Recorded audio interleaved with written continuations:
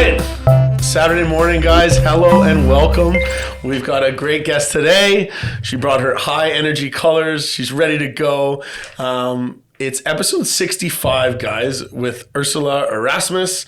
So excited to have you here. Before we get started, just want to thank everybody for tuning in. 65, can't believe we're here. Saturday morning, 8 a.m., rock and roll. Everybody tuning in. We couldn't do this without you guys on all the different platforms. We're really happy to have you guys tuning in this morning. Ursula, how you doing? I'm doing really well. Thanks for having me here this morning. I love, she said, you can call me Ursula or you can call me Gucci. I said, well, I'm going to introduce you as Ursula, but we're definitely going with Gucci.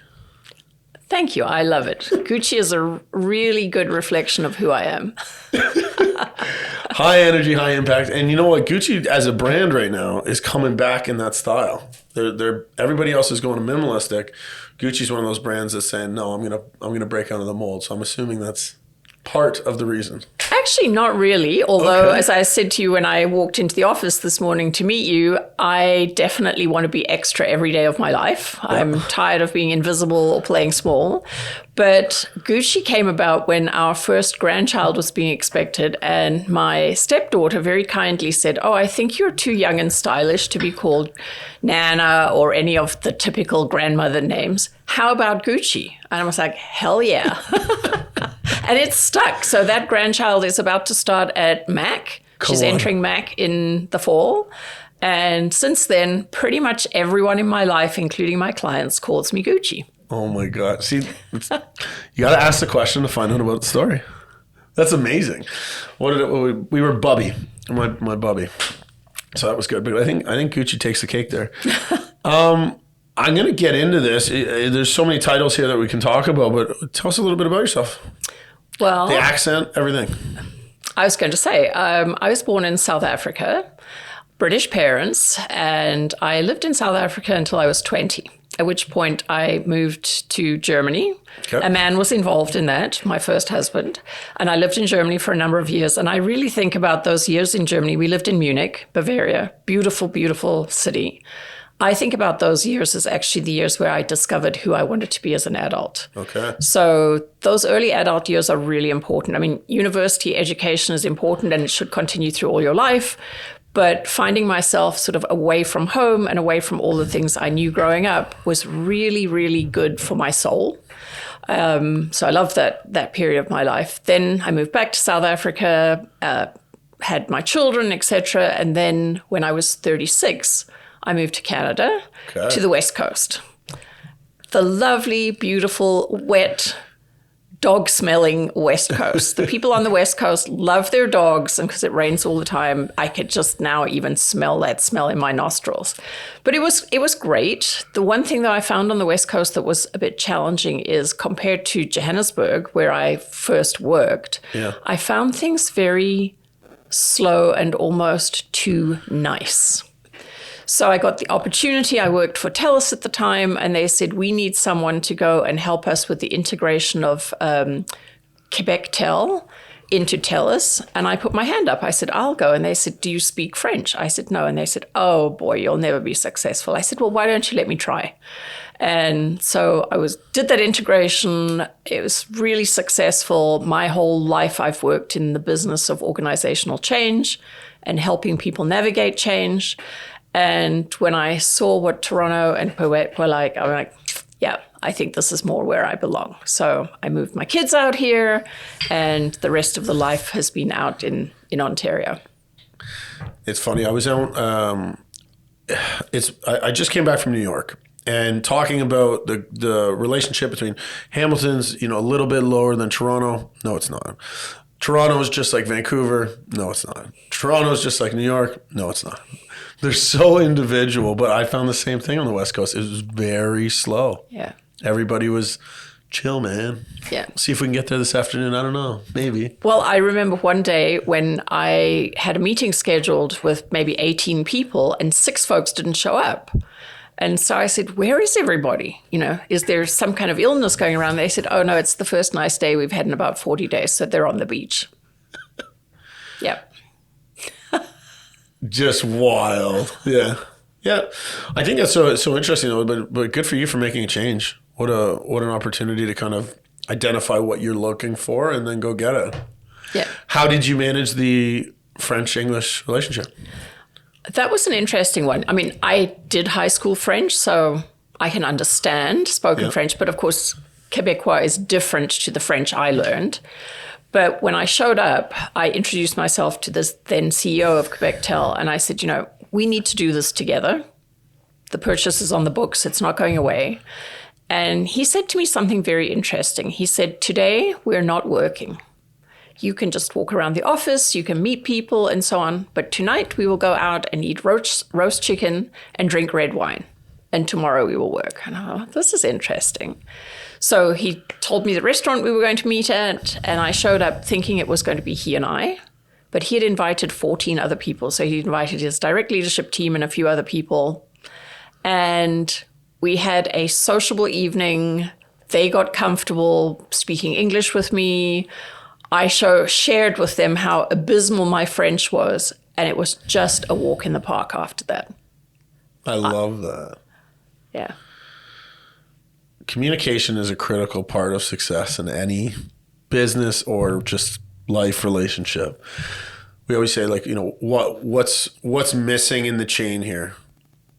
And why don't people just communicate? And usually getting to know a person first is better than just going to work for them or with them. That's exactly right, Dan. The world goes round on relationships. Yeah. So bringing it back a step here, what was your first paid job and how much were you making?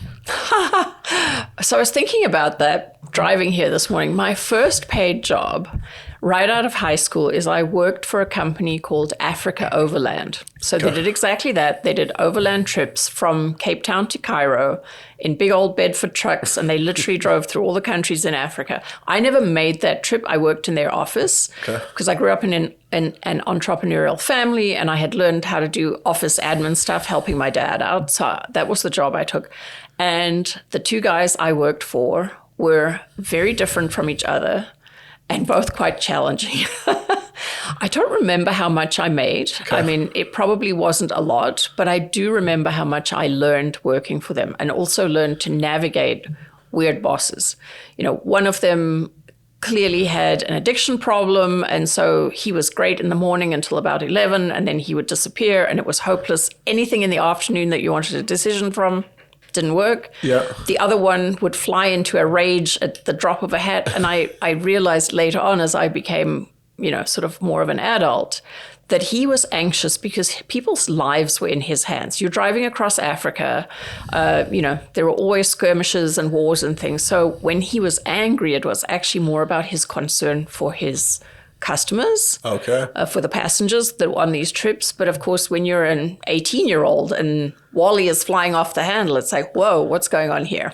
Yeah. He doesn't know how to communicate his meanings and his feelings. Exactly. Yeah. It's amazing. So taking it from there, obviously getting into the corporate space, becoming an entrepreneur, when did that happen? So I started my corporate life when I was about 24, I think. And basically I spent almost 34 years working in different corporate roles or different companies, different industries, but always really focused on the same thing. How do we make change work? So this has been, for me in my life, just a driving passion. Okay. And then something interesting happened in 2019. I sort of got tired of the corporate life. I just, we were going around the same sort of block again. And I thought maybe it's time to go and do some consulting. So I took the opportunity to leave the corporate life, and I literally left my corporate job 3 weeks before the pandemic was announced.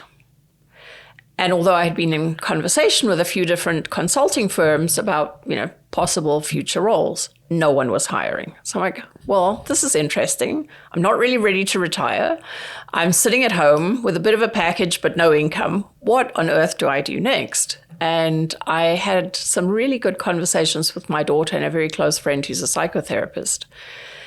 And we realized that women are still struggling with this feeling of being stuck. And so between my daughter and my friend, they both looked at me and they said, you need to be doing something about this. you've been a coach for years. I mean, I took my coaching certification when I was in my late 20s or early 30s. And they said, you've done this in the corporate environment. You've always been an advocate for feminism.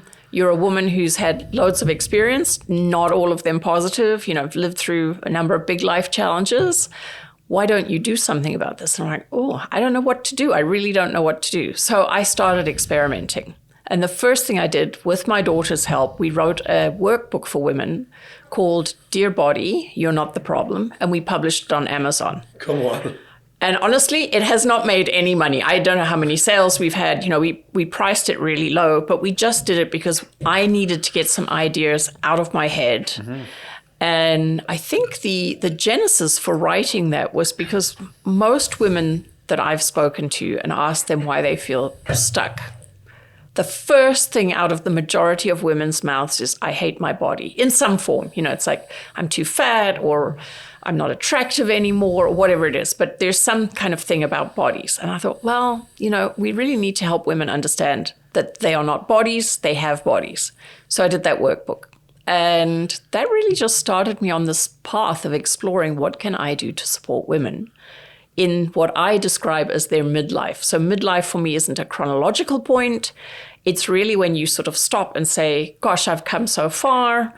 And I think a lot of women, I was one of them, you go to bed at night and you think, I'm not going to do that same stupid thing tomorrow. And then the next evening comes and you go, oh shit, I did it again. Yeah. So where do I get that sort of help and support to uncover what's going on and rediscover my whole self? And this is My Gem Power? My Gem Power, yes. Amazing. I missed that at the beginning. Yeah. So My Gem Power is the business now. Is the business now, amazing. Yes. That's amazing. So author, coach, Gestalt practitioner, stylist, image consultant. I mean, I know as soon as I saw her, when I walked in the door, I was like, she's either taking it out of my mom's book or my book. I'm not sure who told her. Maybe she saw some photos, but I think it's great to find where you want to go. But it's, every business, and for everybody listening, when you're starting a business or thinking about a business, what problem are you solving is always the question. And I wish I knew that. Even though, I'm just going to be a plumber. No, what problem am I solving? Right. Because it's so much more than just being a plumber. But that's amazing. So then how's that transition been going? From, it's been interesting. It's been interesting because I think one of the things I know that I've got really good strengths is integrating different learnings. So part of what I didn't share about where did I come from, sort of my backstory is I grew up in a family who were crazy about motorsports. Okay. And my father actually was he built all the grandstands at the Kyalami racetrack in South Africa, which was where the Formula One race, the Grand Prix, South African Grand Prix was always there. So from the time I was a tiny tot, I was always at the racetrack. And I really wanted to be a race car driver. I mean, that was my driving ambition as a kid. Obviously, it didn't pan out that way. My parents thought that was insane. I mean, I wouldn't have even known where to start. Obviously, if I'd known anyone in Montreal, I could have had a different outcome because a lot of good drivers have come out of Quebec. But, just as an aside, I've also never driven a car with an automatic transmission. So that's one of the things for me. It's got to be stick. Come on. So I'm a bit anxious about when everything goes electric. Anyway, so I really wanted to be a race car driver. And clearly that wasn't going to pan out. My parents said, you can watch, but you're not ever getting on a motorcycle. And, that's not a thing for a girl. Okay. The other thing I was always really interested in was fashion. Okay. And interesting how your parents play into some of these things. It's like, well, that's not a real career. Yeah. So one of the things I did when I was in my early 30s is I took a course in the US, a stylist's course. And I actually worked sort of part-time as a stylist. I was in my corporate career, but I did some stuff at night with women and so on. And I think that's where I first realized how women were so constrained by rules. Okay. Because as a stylist, there were certain things I was supposed to teach women. For example, if you were this tall or your body is this shape or whatever, this is what you need to do. And I suddenly realized it's like, that's nonsense. That's woman's body. It's her personality. Why should I be giving her rules? I wanted to empower her, and I couldn't figure out how to do that. Yeah. So that's kind of always been in the back of my head. And I guess over the years, what I've realized is personal style should be an external expression of who you are, not something that is dictated by what's trending. And so I think I wrote a post last week on my Instagram that just said you should never wear an item of clothes that either hurts your feelings or hurts your body. Okay. I got to throw on one of those suits. Yeah, I mean, why? The suit I can stand up in but can't sit down in. Exactly. We've all had those experiences, yeah. Oh, I love that. I think that's so, I think that's great. I think if it became more normal, it wouldn't be as like almost shocking when you see somebody that's so, like I get it all the time with like my toenails are painted blue with sparkles right now. And, people are like, oh my God, like that's crazy. But now it's normal. Yeah. I live in Toronto and downtown, people do whatever they want. Yeah. And I love it. Yeah. But it's different, I find, in a business setting. You have to conform a little bit to professionalism in a sense, but I love that. The interesting thing though, Dan, is when you think about professionalism, if you really give people freedom, their personal agency, very few people will do anything that is disrespectful to anyone else. Totally. Some people will. But, I've been listening to a few of your podcasts, and one of the things I find really interesting is all the folks you've had on talking about real estate. Yeah. And one of the things I talk about with the women that I work with, whether I'm working individually or in a group setting, is the most valuable real estate you own is your psyche and your agency. So your psyche being your soul, who you are, that's yours and yours alone. And then your agency is the choices you can make about yourself. And I think this is the area where so many women feel really stuck because they don't understand who the whole woman is. Yeah. So they might put parts of themselves down, during the child rearing years, or because they feel they need to fit in a professional setting, etc. But I really always say your real estate is your psyche and your agency. And then if you happen to own a nice property too, that's great. Yeah, I love that. And so what are you finding as currently like some of the challenges that you're helping women get through? When I set out, I really thought that my ideal client was going to be a woman between sort of 40 and 50, kids are at school, or if she hasn't had kids, she's reached a certain level in her career or her entrepreneurial journey and just was looking to open up more stuff. And as I've gone through the last 3 years working with women, my ideal client is someone different to what I originally imagined. It's any woman who gets to a point where she realizes she's stuck. And that shows up differently for different women. I mean, for some women, it shows up in anxiety and depression, and that's fine to get the clinical help through therapy. I really support that. But there's other help you can have as well. It's like, who is your best friend, sort of mentor, who's going to help you and challenge you a little bit, call you on some of the things that you're doing repeatedly.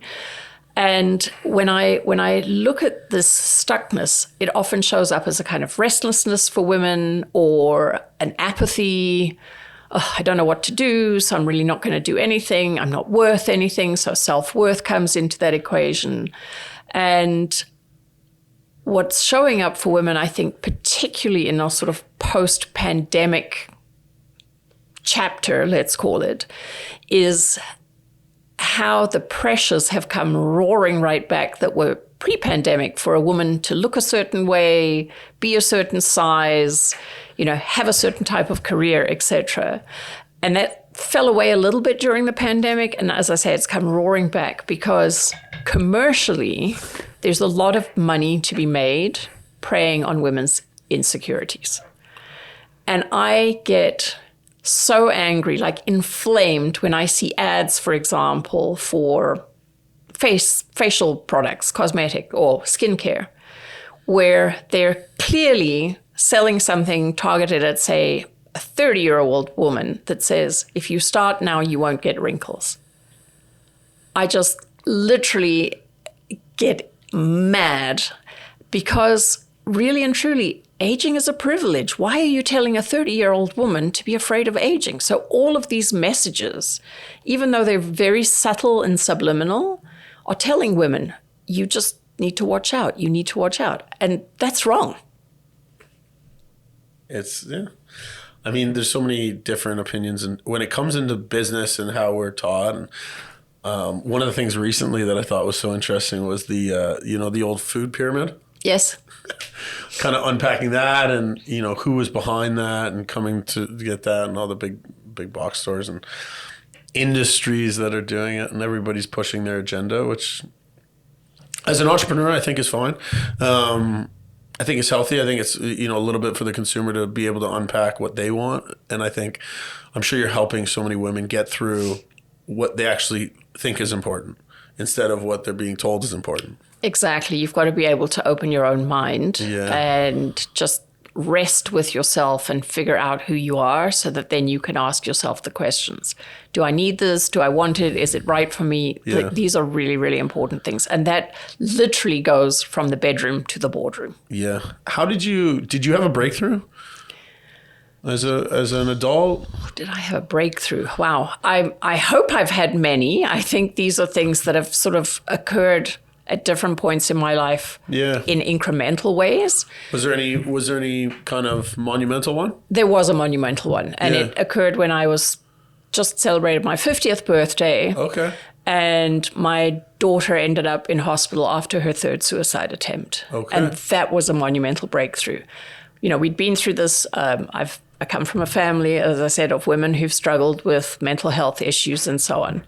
But when my daughter this was at St. Joe's in Toronto, and the head of psychiatry there was a really incredible woman. And I've looked for her. I wish I could find her again because she was probably close to 70. Okay. She was about 4'11" tall, flaming red hair, definitely much more extra than I am. And I sat in her office with my daughter, and she said to my daughter, everything that you struggle with, you come by honestly. And that was a breakthrough for me because I think women so often think, I've done something wrong, I'm not good enough, and what have you. But everything that we struggle with, and the same goes for men. I mean, I work with women. That's been a very intentional choice, but the same for men. Everything that we come by honestly. Our families of origin have given us certain inherited beliefs. And that's not just your parents, it goes back generations. You're out there in the world, you're doing your education and so on, all of these things you gather. And then plus you have your genetic material. And let's face it, genetics is a soup. And sometimes you get the good ingredients and sometimes you get the not so good ingredients. And so for me, that was a real breakthrough. It's like, if you're struggling, it does not mean that you've done something wrong. Yeah, I love that. And are you finding... I so many questions. I think coaching is such a gift to be able to identify that you want to do. How do you manage the pressures of supporting so many women with their challenges and their excitement and their problems and their energy and their feelings? How do you show up for them? I've done two things very intentionally. One is I don't do all my work in a one-on-one environment because I know, that I love doing the one-on-one work, but I really keep that quite a small number of clients. Okay. Because I need to be thoughtful. And clearly, often you're faced with conversations that are deeply emotional. Yep. And I don't care what anyone says, they do move me. So I do that and I do group work. So during the pandemic, I ran online masterclasses, which were great. And I'm now just shifting to doing that more in person locally. So Group work is wonderful. And actually, women talking is a great way to learn. So not just for me, because I learn more about when I'm listening in these conversations, I'm like, oh, okay, that's interesting. So trending themes, new ideas, etc. But women learn from each other. So that sense of community, sort of guiding a group of women through something is really good. And I find that gives me a lot of energy, despite the fact that I'm an introvert. The other thing that was going to be my question. Yeah. I am an introvert, but I've learned to use my extroversion, I think, for good. Yeah. I'm also very attuned to when my own energy starts going down. So about every 3 months, I would say I've sort of watched the cycle. About every 3 months, I'm like, right, I need no people at all. I just need to have time with myself. I have to put myself first. And I know that things like forest bathing and walking in nature are very important for a lot of people. Yeah. And I walk every day with my dog, so that's probably good. Okay. But when I need to be alone, the place I get my best energy from is walking through any kind of downtown area. I don't know what it is. I like to observe how people are showing up on the street, etc. It reminds me also that not everybody has it the same. So I do urban walks, and I find that really a good way to recharge my own energy and get centered. I've never heard that. But so I'm a Hamilton guy, born and raised, and moving downtown Toronto, I get some pretty high highs, and I don't usually get too low, but when I do, I can change that instantly by doing what you just said, is going on an urban walk. Yeah. I'm a hyper extrovert, but going outside and seeing people and energy and moving and yeah. But it's really interesting you say that about not everybody has it the same in perspective. It's very cool. Stolen. Yeah. Noted. Good. So working with groups, working with individuals. How do you start the conversation? How do you get it going? Usually it's good questioning that gets the conversation going. Yeah. And so often I'll just, have a little chat, what's really, what are you all about? What are you struggling with? Yeah.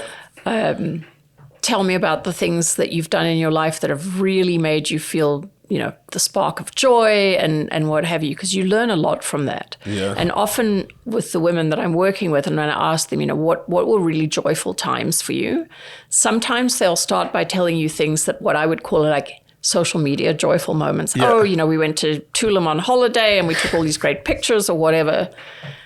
And I'll say, and what else? And sometimes I might say what else 2 or 3 times. And then they will tell you about, when they were 17 and they missed the train home to see their parents and they ended up, and they will tell you some kind of little adventure where actually the nut of it is how they were able to rely on themselves, how they were able to connect with someone super different from themselves, etc. And then I ask them, what's stopping you doing that now? And that sort of gets us into this conversation of, I don't trust myself, or I don't think I can do that because I don't have the education, or I'm too old, or whatever it is. Yeah. But you find then all those little stuck points start coming up. How do you deal with, this is a question that I struggle with. So obviously doing it as a business is different from doing it for pleasure. I do some coaching on the side, just for people that I know, but what was happening for me, and just to share that, I don't know if this is happening to anybody listening, but kind of protecting your own energy and also your willingness to help and share and care. I can tell already you're a nurturer of sorts, and as am I. And what I found was I was willing to do more than they were willing to do for them. And just a tool, again, for anybody tuning in, was have a barrier to entry. So now for any business coaching that I help with somebody, they have to read Traction, which is the book that my business runs off of. How hard is it for you when you see the potential in somebody and they don't see it in themselves and they won't take those steps? When do you cut them off? Do you kind of say like, okay, we're going to... you're going to have to do this before I can do that. Does that ever happen? I think all of the above, yes. Yeah. I mean, I have had some women where I've had the conversation to say, you're actually not ready yet. And sometimes it's external pressures that they have. So I just said, you're not ready yet. And that's fine. That's fair enough. I had one client who was repeatedly going back to the same story about herself. You know, this is almost a bit of a victim story, why she couldn't get a breakthrough. And then she went away on vacation. So we took a 6-week break. And when she came back, we were sort of at the same thing. And so I said to her, I just want to summarize what we've done over the last 6 months. We worked every 2 weeks together. And I said, you know, you can keep paying me, that's fine. But I want to show you that you actually haven't heard what you've been saying. Not what I've been saying, but what you've been saying. Okay. And that was such an aha moment for her. And I think that's one of the skills I have, but it's also one of the things that I need to remind myself it's okay to use, that is to do a very respectful pushing back and challenge. Mm-hmm. Because most people will see it when you put it in front of them. You just have to find the right moment.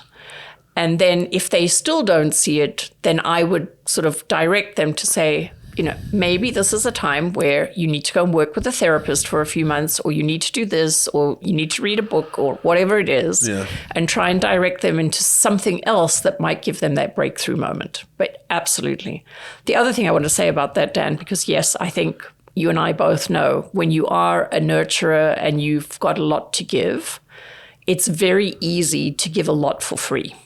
Yeah. And a lot of people will ask me stuff and so on. And I don't mind doing that.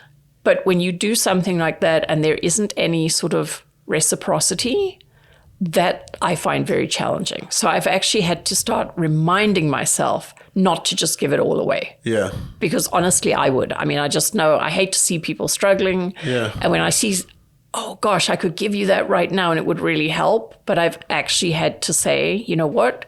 There's a percentage you can give away for free, but you can't do that every time. How long did that take to figure out?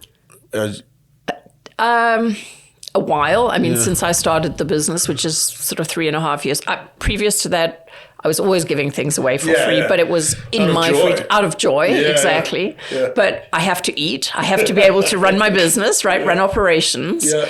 And so that realization really hit me, I would say, probably in the middle of last year. Congratulations. Thank you.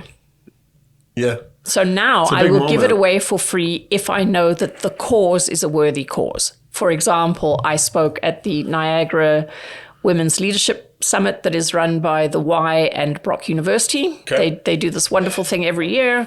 They don't pay their speakers. And so I learned a bit about it. And their tickets for that event are $20 because they want as many women as possible to come. I was like, I can do that. Yeah. That's absolutely right in the sweet spot of my values. But someone who's making, charging $900 or $1,000 a ticket for a retreat and then asks me to speak for free, no can do. I love that. Take that to the bank, guys. It's really important. And for any entrepreneur, it's critical to give when you're starting out and you're getting your name out there and you're networking and you're making a name for yourself. And then identify a time where you have to make a decision to charge. Anybody that's in a service business, I charge my mom. Because then she gets a great service. She gets to experience the company and I don't have to worry about it. She's getting a discount. She has to get it anywhere. Don't worry, guys. I do lots of things for my mother. Wendy, I love you. But it comes to a point where there's resentment on both sides. And especially when it comes to help and support, there's so many things where you take on their burden. I've actually been a little bit more confrontational lately in a good way. When people come at me with the same question, you didn't do it last time, so we're just going to stop because you didn't do it. And sometimes, just like you said, taking that pause and that pushback, you get a result. A good friend of mine, Greg, I know he's not listening, so it's fine. He would keep coming to me with all these questions. I said, you need coaching. You need coaching. We talk about this. You're negative all the time. You're not listening. I'm not going to have these conversations repeatedly. You call me, you complain. And he's got a coach now. Like, kind of, he needed to hear that. You know, I'm not just going to be your punching bag. And I think that's so special when you can kind of have that aha moment. Right. Yeah. How were you, as an introvert that obviously has an extroverted ability, how did you become such a great listener? Well, I did a couple of things. Early in my career, I had a really great manager who said to me, you need to go to Toastmasters. So I started Toastmasters the first time in my 20s. I've done it several times. I actually led the Loblaw team that won regionals one year when I was at Loblaw. And I think, you know, when you practice or develop speaking skills, you also have to develop other skills like reading your audience and listening. And so that's part of the way that I learned to be a good listener. Okay. The other way actually was really just by observing when people were talking over each other. And that's so interesting, you know, because I'm an introvert, often I will just sit back and sort of keep myself removed from what's going on. And some of my most interesting lessons have been on airplanes, because you'll see two people sitting next to each other on an airplane. You know, maybe they got on together, maybe they're traveling together, maybe they are strangers. And you watch the conversation and it's literally like, I have this to say and I'm going to say it. And the other person's brain is going, I have this to say and I'm going to say it. And in actual fact, they're not in a conversation. They are just in their own conversation. And that, for me, every time I see that, it reminds me, gosh, I really need to pay attention. I need to switch off the noise in my head. And the person in front of me is the most important person. And that's where I get my listening abilities from. It's great. I was that guy. I am that guy. I think so many people, it's as we not age, but gain experience that you're seeking, right? Some people aren't seeking it, which is fine.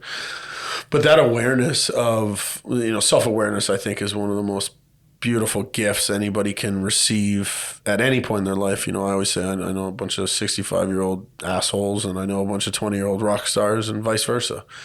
You know, there's not, some people just don't get the opportunity for whatever reason. But well, you know, one of the things I always encourage anybody to do, but because I'm working with women, I often get the chance to say this to women, is make sure that you're not in an echo chamber. And I think particularly for successful people, we tend to be surrounded by people a lot like ourselves. Okay. Other business people, you know, who think like us, are successful like us, etc. And my mantra is get out of the echo chamber. Spend time with people who are completely different from yourself, whether it's by age or religion or race or whatever it is. Get to know people who are very different from yourself. And, you know, when you find yourself out of the echo chamber, it's very uncomfortable unless you really listen well. You're totally right. I had to write it down. I've never written anything down in a podcast. That's great. How do you do that? How does somebody go about doing that? It sounds cool. Sounds exciting. How do I do it? How is the conversation get different? I think I was lucky when I was young. I didn't realize that circumstantially I had some early examples of this, because my dad had a construction company in South Africa. Most of his workforce were people who were Black and didn't have much schooling. And my dad was very open-minded and so on. So I would go with him to his works yard and I would hang out with the people who worked for him. So these were all men. A lot of them, as I said, didn't have great schooling, but they were really good, interesting people. And by the time I was about age 10, I would be driving around in these huge trucks with these guys, and they would talk to me about their life, which was as far removed from my day-to-day existence as you could possibly imagine. And it was really interesting. So I think that was the first example I had in my life of being out of an echo chamber. I didn't obviously at the time know what to do with that. But over the years, I've really always thought people different from me are the most interesting people I can find. So I've sought them out. Okay. And during the pandemic, I really sort of, as I was going through this entrepreneurial journey and what am I going to do with the rest of my life, I thought I have to get more intentional again about doing this. So as I started networking locally, I said, I'm going to seek out female-owned BIPOC businesses for everything that I need. And I'm going to meet those women. And so that's what I did. So I met Indigenous business owners and Black business owners and Indian business owners and what have you. And I just found, wow, let's talk about what it's like for you. All ages. I mean, that's the other thing is I'm very intentional about trying to build relationships with women a lot younger than me because although I have all these years of experience, almost 64, they have a different experience. Technology is different now. Schooling is different now. It doesn't mean it's better. It's just different. Then I also love meeting older people. So I would say my dearest, oldest friend is my old Italian neighbor who is 91. She speaks almost no English, and we have great conversations. She just goes on in Italian, making her pizzelle and what have you. And it's just wonderful to see how she moves through her life. So get out of your echo chamber. I love that. That's the nugget. For anybody listening, that's the nugget. Go do it. How to do it, ask the question.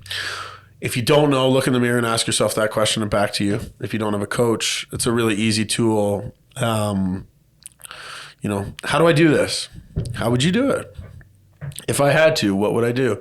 Those are really good questions to kind of reverse on yourself. As a coaching method, it's a great tool also. If anybody's got any staff, to get them to answer the question, to give them the ability to do what they say, not what you're telling them to do. How would you find that? What would you do? That's great. So what advice would you give to your younger self going back? And this could be about anything. So many different things, but... I could write a book about that, but there are two things. Well, One you have is written a book. I have written a book, but not about that. Two things. I got a tattoo last year. Okay. My first. Took me 13 years to actually do it. I made the decision when my daughter was in hospital. What does it say? It says, it's an Italian saying, it says, noli timere, Okay. be not afraid. Okay. So that's the first thing I would have told my younger self. And the second thing I would have told my younger self is there are no mistakes and failures. There are only lessons. Okay. There it is. Recently, we had that in our business, and I thought it would be something.